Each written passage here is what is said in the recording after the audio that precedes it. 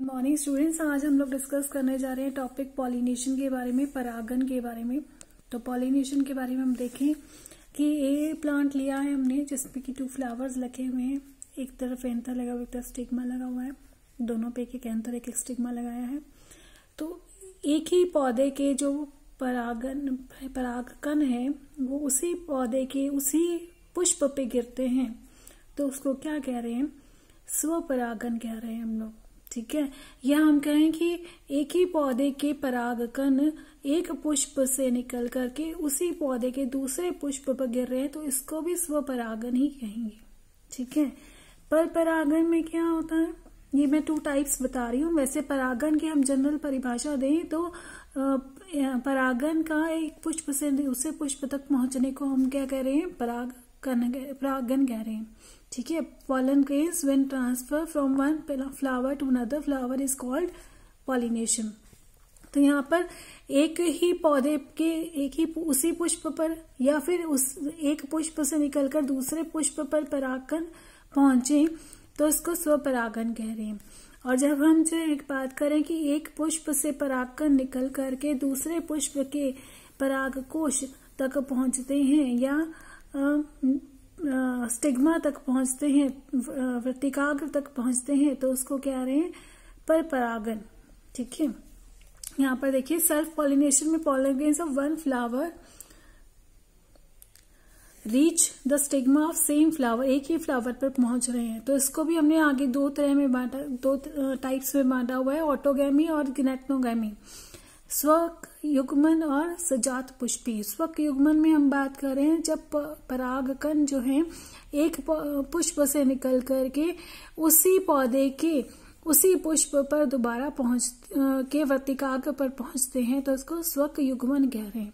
ठीक है, फिर हम बात करें सजात पुष्पी की, तो परागकण जब एक पुष्प से एक पौधे के एक पुष्प से निकल करके उसी पौधे के दूसरे पुष्प पर पहुंचते हैं, उसी पौधे के जो दूसरा पुष्प उसकी वर्तिकाग्र पर पहुंचते हैं, तो उसको सजात पुष्पी कह रहे हैं।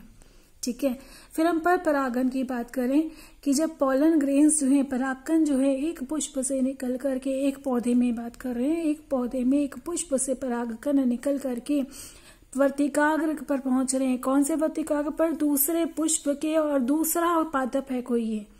ठीक है, बट सेम स्पीशीज, एक ही जाति के होने चाहिए। और किस माध्यम से पहुंचे? पानी के माध्यम से, वायु के माध्यम से, मनुष्य के माध्यम से और कीट के माध्यम से। ठीक है, तो जब वायु के माध्यम से पहुंचेंगे तो इसको नीमोफिली कह रहे हैं, पानी के माध्यम से पहुंचेंगे तो हाइड्रोफिली, और इंसेक्ट्स के माध्यम से पहुंचेंगे तो एंटोमोफिली। ठीक है, तो ये आपको ध्यान रखने हैं। जानवरों के माध्यम से पहुंचते हैं तो उसको जूफिली भी कह रहे हैं। नेक्स्ट हम बात करें एपोमिक्सिस की, असंग जनन, जिसमें कि मेल और फीमेल जो गेमीट्स हैं फ्यूज करके एम्ब्रियो की फॉर्मेशन कर रहे हैं और ये सेक्सुअल रिप्रोडक्शन के थ्रू हो रहा है। तो ये पहला प्रोसेस हमने बात की थी जिसको हम एम्फीमिक्सिस कह रहे हैं। ठीक है, अब हम बात करेंगे एपोमिक्सिस की, जिसमें विदाउट फ्यूजन ऑफ गेमीट्स का कोई फ्यूजन नहीं है। Embryo formation is called apomixis. Fusion नहीं हो रहा गेमीट्स का, लेकिन फिर भी भ्रूण का निर्माण हो रहा है, तो उसको क्या कह रहे हैं? असंग जनन, एपोमिक्सिस। अब देखिए इसमें अलग अलग टाइप्स की बात की है, 2 टाइप्स हम बात करेंगे। स्पोरोफिटिक एपोमिक्सिस, बीजाणुद्भिद असंग जनन, एडवेंटिव एम्ब्रियोनी भी कह सकते हैं इसको। तो इसमें देखिए, इसमें जो एम्ब्रियो भ्रूण का निर्माण होगा वो या तो न्यूसेलस से होगा या इंटेग्यूमेंट से होगा।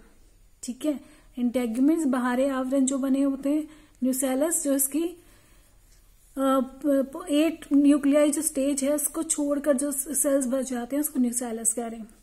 फिर हम बात करते हैं गैमेटोफिटिक एपोमिक्सिस की, युग्मकोद्भिद असंग जनन, जिसमें हम बात करेंगे भ्रूण का निर्माण हो रहा है लेकिन अनिषेच्य अंडक कोशिका से हो रहा, जिसमें उसका निषेचन नहीं हुआ, अंड कोशिका का निषेचन नहीं हो रहा है और उस बिना निषेचन के ही उसमें भ्रूण का निर्माण हो रहा है, तो इस प्रक्रिया को कह रहे हैं पार्थिनोजेनेसिस। और भ्रूण का निर्माण जो है सिनर्जिड कोशिका या एंटीबॉडी सेल से हो रहा है, तो उसको कह रहे हैं एपोगैमी, अपयुग्मता। ठीक है, फिर ऐसे एक प्रोफेसर पंचानन महेश्वरी जी हैं, इन्होंने बात की 3 डिफरेंट तरह के, उन्होंने एपोमिक्सिस के बारे में, असंग जनन के बारे में बताया। सबसे पहले उन्होंने दिया नॉन रिकरेंट एपोमिक्सिस, जो बार बार नहीं हो रहा एपोमिक्सिस, उसकी बात कर रहे हैं। तो इसमें क्या है, एम्ब्रियो का फॉर्मेशन किससे हो रहा है, सिनर्जिड्स एंटीपोडल सेल्स से। तो सिनर्जिड्स और एंटीपोडल सेल्स हैप्लॉइड थे, अगुणित थे, तो इसलिए इसको हैप्लॉइड एपोगेमी भी कह रहे हैं। यहाँ पे देखिए मियोसिस हुआ, हैप्लॉइड एम्ब्रियो सैक बना। एम्ब्रियो सैक में एग सेल क्या था, हैप्लॉइड था। इससे जो है एग सेल से वो कहते हैं हैप्लॉइड, अगर भ्रूण का निर्माण होगा तो हैप्लॉइड पार्थिनोजेनेसिस कह रहे हैं, और अगर सिनर्जिड्स और एंटीपोडल सेल से होगा तो हैप्लॉइड एपोगेमी कह रहे हैं। फिर हम बात करें रिकरेंट एपोमिक्सिस की, ठीक है। इसमें मियोसिस तो नहीं हो रहा, एम्ब्रियो सैक की फॉर्मेशन होगी। जब मियोसिस नहीं हो रहा तो एम्ब्रियो सैक की जो फॉर्मेशन होगी वो द्विगुणित होगा, डिप्लॉइड होगा। तो एग सेल है, सिनर्जिड्स है, एंटीपोडल्स है। एग सेल से बनने वाला जो प्रोसेस है उसको कहेंगे डिप्लॉइड पार्थिनोजेनेसिस। सिनर्जिड्स और एंटीपोडल से बनने वाले भ्रूण को कहेंगे डिप्लॉइड एपोगेमी। फिर हम बात करें एडवेंटिव एपोमिक्सिस की। फॉर्मेशन ऑफ एम्ब्रियो, भ्रूण का निर्माण किससे हो रहा है, इंटेग्यूमेंट से, न्यूसेलस से। तो ये क्या है, हैप्लॉइड है, तो यहां इसको कहेंगे एडवेंटिव एपोमिक्सिस। आगे हम देखें स्व अनिश्चितता के बारे में बात कर रहे हैं, सेल्फ इनकम्पैटिबिलिटी, जिसको कॉल रूटर ने दिया था और बताया था स्व अनिश्चितता के बारे में। ये जो टर्म दी गई थी स्टाउट ने दी थी। इसमें है क्या, एंथर जो कार्पल है बहुत फर्टाइल होते हैं, लेकिन कभी कभी जो है जब सेल्फ पॉलिनेशन हो रहा होता है तो वो नहीं हो पाता, ठीक है। फ्यूजन ऑफ गैमीट्स भी नहीं हो पाता। तो क्या वजह है कि वो क्यों नहीं हो पाता, कि इसकी वजह है स्वनिश्चितता, कि जर्मिनेशन जो है नहीं हो रहा है, फॉर्मेशन पोलन ट्यूब की नहीं हो रही है, पोलन ट्यूब की ग्रोथ कम हो रही है, या एम्ब्रियो बन चुका है लेकिन वो पुअरली डेवलप है और वो सर्वाइव नहीं कर पा रहा, ठीक है। ये देखा जाए तो ये प्राकृतिक तरीका है स्वपरागन को रोकने का, सेल्फ पॉलिनेशन को रोकने का, कि जो सेल्फ पॉलिनेटेड क्रॉप्स है या उनमें सेल्फ पॉलिनेशन नहीं हो पाए तो उसको रोकने का तरीका क्या है, सेल्फ इनकम्पैटिबिलिटी। तो इसकी टाइप्स देख लें कि जो पुष्प है उसकी आकारिकी के आधार पर इसको दो तरह में बांटा गया है, होमोमॉर्फिक सेल्फ इनकम्पैटिबिलिटी और हेटेरोमॉर्फिक सेल्फ इनकम्पैटिबिलिटी। अब जो होमोमॉर्फिक है जेनेटिक मेकअप की वजह से है, जिसमें हम गैमेटोफिटिक सेल्फ इनकम्पैटिबिलिटी और स्पोरोफिटिक सेल्फ इनकम्पैटिबिलिटी पढ़ेंगे। और हेटेरोमॉर्फिक जो है ये है डाइस्टाइली और ट्राइस्टाइली, यानी कि पौधे की जो है आकारिकी, पुष्प की आकारिकी के आधार पर है, ठीक है। तो पहले हम देखें होमोमॉर्फिक सेल्फ इनकम्पैटिबिलिटी, जो दो प्रकार की, गैमेटोफिटिक सेल्फ इनकम्पैटिबिलिटी और स्पोरोफिटिक सेल्फ इनकम्पैटिबिलिटी। गैमेटोफिटिक में हम पोलन ग्रेन्स जो हैं, जीनोटाइप है या मेल गैमेटोफाइट की बात करेंगे। और स्पोरोफिटिक सेल्फ इनकम्पैटिबिलिटी में हमारा ध्यान सारा का सारा स्पोरोफिटिक टिश्यूज की तरफ रहेगा, कि उसके जो उत्तक है वो स्पोरोफिटिक है और किस प्रकृति के हैं, ठीक है। तो सबसे पहले हम देखें गैमेटोफिटिक सेल्फ इनकम्पैटिबिलिटी, जिसमें कि जीनोटाइप ऑफ प्लांट स्पोरोफाइट दिया हुआ है। हमने S1, S2 और S3, S4 दो तरह के पौधों के उदाहरण लिए हैं। जीनोटाइप ऑफ पोलन या गैमीट्स कौन, S1 S2 से गैमीट्स S1 बनेगा और एक S2 बनेगा। इसमें कौन से बनेंगे, S3 और S4 गैमीट्स बनेंगे। इनकम्पैटिबिलिटी जो रिएक्शन है पोलन ग्रेन्स की, क्योंकि हम गैमेटोफिटिक के बेसिस पे कर रहे हैं तो इसके जो जीनोटाइप है उसको बेहद ध्यान देते हुए हम बात करेंगे कि जो इसकी इनकम्पैटिबिलिटी रिएक्शन है S1 की S1 के अगेंस्ट रहेगी, S2 की S2 के अगेंस्ट, S3 की S3 के अगेंस्ट और S4 की S4 के अगेंस्ट, ठीक है।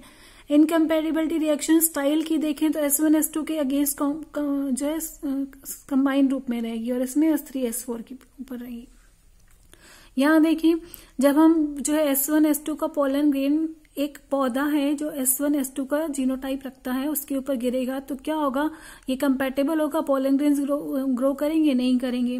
फिर S1 S3 वाले जो परागकण है वो किस स्टिग्मा पर गिरते हैं और स्टिग्मा में जो स्टाइल है उसका S1 S2 है, तो क्या होगा, S1 जो है वो तो इनकम्पैटिबल दिखा रहा है, वो तो ग्रो नहीं करेगा, S3 ग्रो कर सकता है, तो पार्शियल इनकम्पैटिबिलिटी है इसमें। फिर हम S3 S4 की बात करें और एक पौधा कौन सा नीचे लिया है, S1 S2 वाला लिया है, तो जीनोटाइप दोनों का अलग अलग है। अब देखिए अब दोनों ग्रो करेंगे तो ये फुली कंपैटिबल है। इसका मतलब ये कह रहे हैं कि नेचर में भी कुछ ऐसे रिएक्शंस होते हैं जो खुद की जीनोटाइप के साथ इनकम्पैटिबिलिटी या कि सेल्फ पॉलिनेशन जहां हो रहा है वहां पर इनकम्पैटिबिलिटी शो कर रही है, और जहां क्रॉस पॉलिनेशन हो रहा है वहां आसानी से वो फ्यूजन हो रहे हैं गैमीट्स के, ठीक है। अब हम यहाँ बात कर लें स्पोरोफिटिक जो है सेल्फ इनकम्पैटिबिलिटी की, जिसमें हमें स्पोरोफिटिक टिश्यूज के उत्तक की जो संरचना है उस पर ध्यान देना है कि डोमिनेंट कौन सा और रिसेसिव कौन सा है।